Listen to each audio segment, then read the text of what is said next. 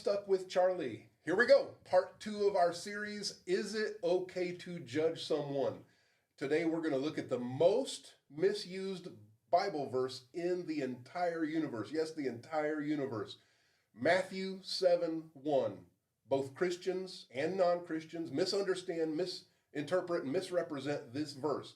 Matthew 7:1 is where Jesus says, "Do not judge, for you too will be judged."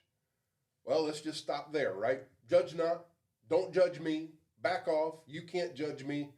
There you go, that settles it. One verse, and we know everything there is to know about the Bible's teaching on the subject. This tells us everything about Christianity and judgment, right? Wrong. Whenever someone points out wrongdoing or wrong belief, the first verse that people, usually non-Christians, quote is, "The Bible says not to judge." Well, and they think this shuts down the conversation, any opposition. And I'm going to just say that's a poor understanding and a misuse of this verse. Like any teaching in the Bible, or frankly, any faith for that matter, you have to have the whole story, right? Let me give you a couple of examples, okay? Let's say you're reading a book at home and the book has 30 chapters.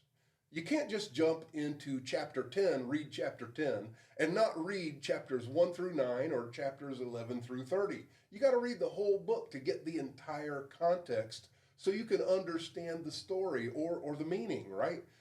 Here's another one. What if you went to the movie theater and you bought a ticket for the movie and they said, well, yeah, you can go in, but you only get to watch 10 minutes of the movie. Now you have to pick which 10 minutes, something in the beginning, maybe the middle, or the end. You can't watch the whole thing. You wouldn't watch a movie like that because the movie wouldn't make any sense. And depending on which 10 minutes you watched, you might have an entirely different idea about what the movie is about. In the same way, you can't just pull one verse or one chapter out of the Bible and develop your belief system or claim to know everything there is to know about that subject. As Christians, we are called to learn, to understand the entire context, the depth of Jesus' teachings and the teachings of the Bible, right? So let's read more of Matthew 7. After Matthew 7, we read these verses that give us a better understanding of Jesus' teaching on judgment. Right after the verse that says, "Do not judge, for you too will be judged," it says, "Why do you look at the speck of sawdust in your brother's eye and pay no attention to the plank in your own eye? How can you say to your brother, 'Let me take the speck out of your eye,' when all the time there is a plank in your own eye?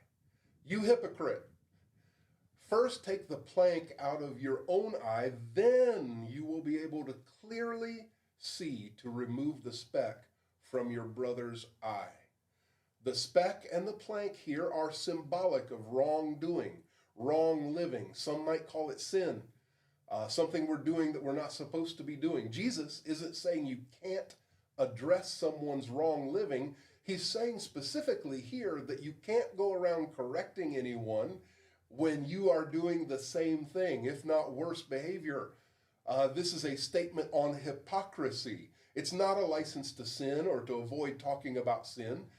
These verses aren't saying you can't correct someone, you can't encourage them to make a different choice, you can't speak the truth. Jesus isn't saying that you can never judge. He's talking about the manner, the way in which it's done. He's saying not to be hypocritical. He's saying first address the wrong in your own life. Then you can be in a position to help someone else.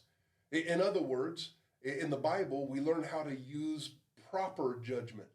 We'll look at those verses in upcoming videos, how to use proper judgment.